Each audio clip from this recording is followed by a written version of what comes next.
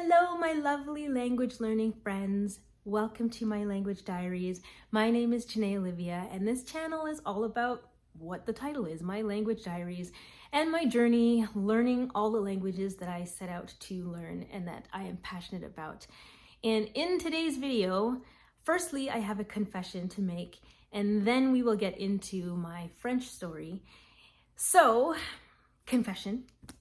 If you have seen any of my other videos, then you are aware that I am also learning Esperanto. And let's just say this. I fell off. There you go. I fell off with my Esperanto learning. And I feel like this is just a journey where it just goes like this, any language. And as of 3 days ago, I have picked it back up. So all is not lost. I have decided that I want to reach at least a B1 conversational level in Esperanto by, let's say, in like 3 months. I think I can do it. I'm already, able to have very basic conversation, and I just wanna get to that goal, So Esperanto, I see you. I'm coming for you. I'm coming back for you, and all is not lost. But the reason why we're here in this video today is for my French story and how I became passionate about this language, why, who, what, when, where. Let's just get right into it. All right. So the other day, somebody asked me, does anyone in your family speak French? How did you come to love this language so much? And why do you want to speak it so much or so badly? And I had to think about that. And I realized I don't really know when this all started, but I'm gonna try and just walk it through and share with you my history with French. So yeah, nobody in my family speaks French. I just always loved the language. I don't think that I knew it was a passion until probably like 2 years ago. And so yeah, So first of all, I live in Canada, and in Canada, by grade 4 is when you start learning French in school. And I will never forget, in grade 4, there was this teacher, we had a different teacher come in, and she was just this bubbly, tall woman, and her name was Madame Beauperlin.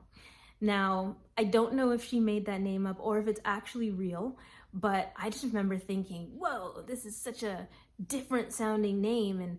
And I don't even think they told us that we were learning French. Maybe we did, maybe they did tell us, but I don't remember. All I know is that I started having to learn this je, tu, il, elle, nous, vous. I think the light just went out and then went back on. Anyways, I just remember writing that out, like always drilling those things, and it never really bothered me. And I don't remember being tested on it or anything like that. I just remember I really enjoyed this class with Madame Beauperlin. And I do remember we had a project where we had to come up with a commercial or something, I don't know. And if like those of you, well, you probably just don't know. So I play the piano.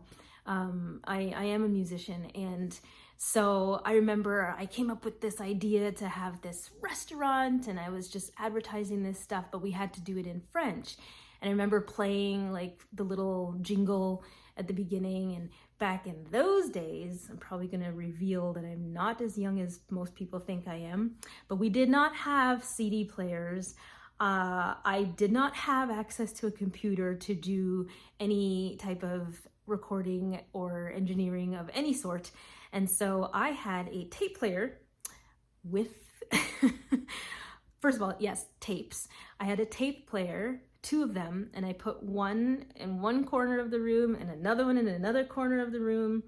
Anybody that does music or sound in any capacity, you guys probably know.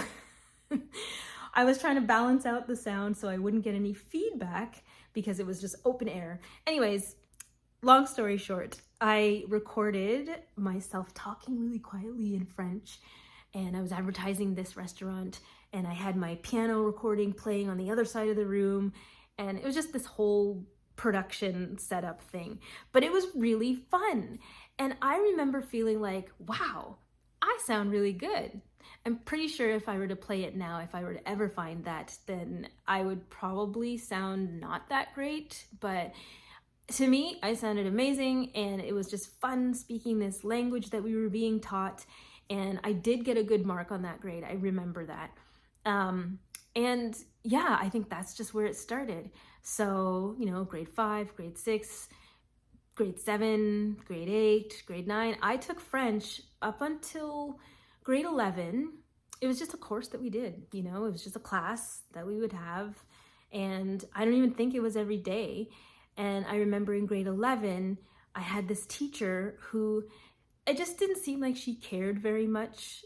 It was probably just going through the motions and, like, let's just teach this because we have to.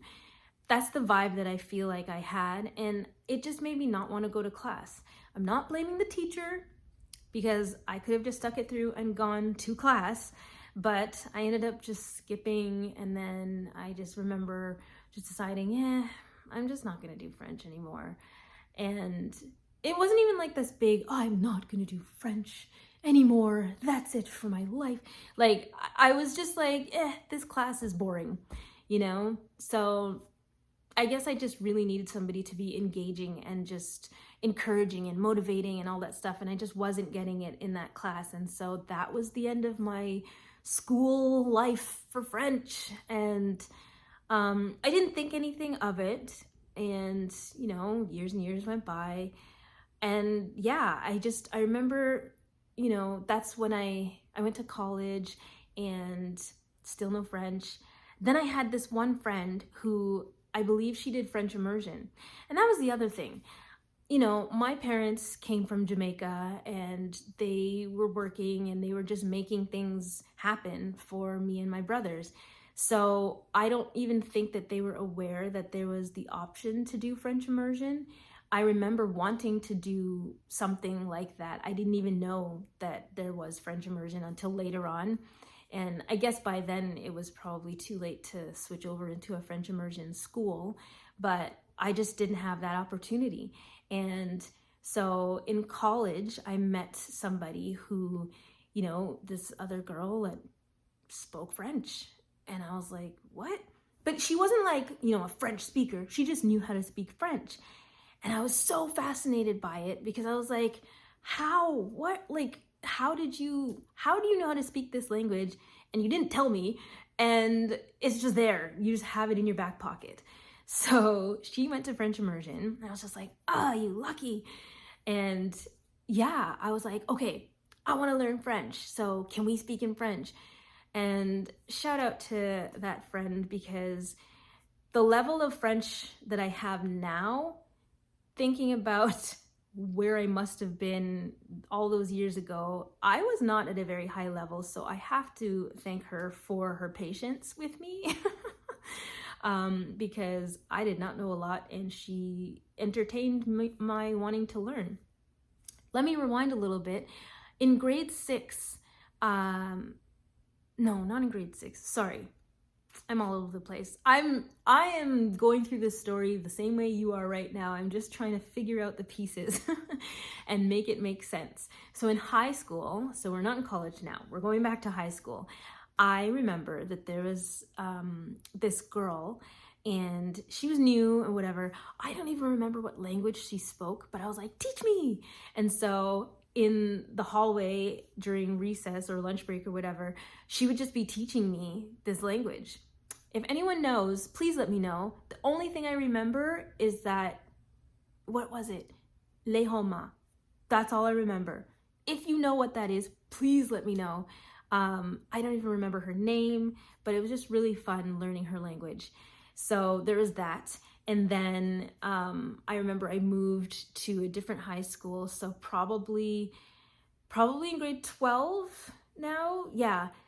There was this other girl that sat beside me, and we were in class, and I was just, that class was so boring. So boring. Anyways, I don't even remember what class it was because I did not pay attention, but there was a girl that sat beside me, and she was Croatian, and she would teach me some Croatian. So yeah, that was pretty cool. And So I feel like my love of languages grew in the time that I was taking French in elementary school and middle school and high school. And yeah, so I think the love of languages developed there. So now we're back in college, and my friend has decided, yes, sure, no problem. I'll entertain this, we'll speak French however long you can or whatever. And so bit by bit, she helped me, and I was able to hold basic conversation. And then after college was when I was like, you know what? Like, I would love to be able to speak another language, even if it just feels like this secret language that I have, but other people know it too. Yeah. So my brother, my middle brother, I have two older brothers. So my middle brother, I remember he showed me this website, meetup.com, shout out to meetup.com. And he was like, yeah, you can meet up about anything. And I was like, what? And so I think he was trying to learn Spanish or something. And so I was like, oh my goodness, I could probably see if there's a meetup group for French. And of course, there were a dozen. And I never did anything with it because I just didn't want to go to a meetup like in person by myself or anything at that time. But it was always like I signed up for it and I'd always get emails. So it was just something that was in my mind, but just in the background, right? So yeah, then let's see. So we're out of college, still continuing my basic conversation with my friend, and then fast forward. So I'm in my career now, touring and whatever. And so any place that I would go and I would meet somebody who spoke a different language, I was just fascinated and I'd ask them to teach me stuff, I just feel like there was just this thing that I loved about learning somebody else's language so that I could connect with them on their level, And so yeah, that was always a thing. And then I remember we were in Ottawa one time and there were just so many more French speakers and I loved it. And I was just like, oh my goodness, just give me more French. And I need some tea. Anyways, so yeah, fast forward even more. Now I'm married and I was like, hey, meetup.com. So like this is years later. And I decided I'm going to start going to a meetup group. So we met every other Monday for an hour and a half at this cute little cafe. And I remember preparing my basic phrases like bonjour, je m'appelle Jenny, je suis une débutante. And just so like I could kind of prepare them to not speak so fast and know that I am here to learn. And yeah, so that worked because everyone was very inviting and accepting. And yeah, there was probably 7 or 8 people and we would just, sit at a big table and we'd have our hot chocolate or our tea or whatever. I love tea, love tea. And yeah, and after some time, you get to know people. So they become your friends in this category of your life that you have in this meetup group. And it became easier and less intimidating to try and speak French and make errors and not be, scared or embarrassed about it. And I would say, so that was, I think, 2013. Oh gosh, yes, by then I had finished college. So yeah, 2013, I believe, I learned more in that year of going to a meetup group every other Monday for an hour and a half than I did in my whole entire time being in school. And that's when I was like, wow, yikes, guys, I need some tea. Okay, sorry, just a little, dry throat. Okay, so yeah, I realized at that point that conversation was just the best thing I could ever do to help my speaking. And also my listening, hearing other people talk. It wasn't just like one person at a time. You kind of end up separating into your little conversations here and there, even though everybody's together. And just hearing the French, but also trying to speak it. And it was just so good. unfortunately, it ended, and then I was left to try and figure out where on earth I could go to another meetup that was so close. And I'm still looking, but luckily now things are online. So there is a meetup that I do want to check out. I think it's on Tuesdays.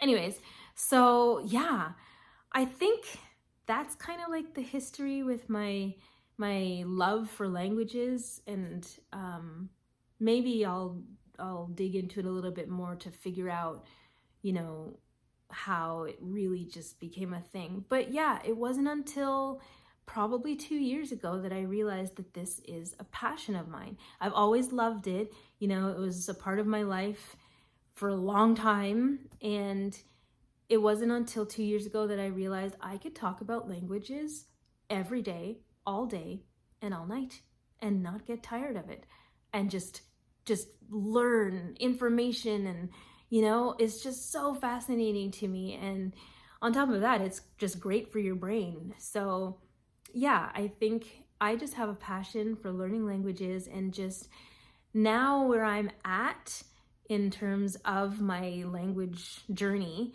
I'm seeing patterns, and this is really cool. You start to see patterns the more languages that you introduce yourself to and try to learn. You recognize patterns, and this is how polyglots become, like, this is how they learn languages faster. I've always heard, you know, after your first and second language, it becomes easier and easier to learn more languages. And I think I'm starting to see and understand that, because there's just so many patterns, and I'm like, you know, it's like light bulb. So it's just really, really cool. But yeah, I think that is the gist of my French story. I hope that this was interesting to you. Yeah, I thought I was gonna have to split this up into 2 videos, because I was like, I have no idea where this is gonna go. But I think that this is okay as one video. And if you have any questions, if I forgot to mention anything or something doesn't connect, just message me in the comments. I will definitely respond. And thank you so much to everyone that has subscribed already. And if you haven't yet, please do. I am definitely going to continue trying to make videos more consistently, especially the more I realize how much this is a huge, important part of my life. Just the language learning and connecting with people, and just hearing their stories as well. And yeah, thanks for watching. I will see you in the next one. Gis la revido. Esperanto, you're still there. All right. Thanks, guys. I'll see you in the next one. Bye.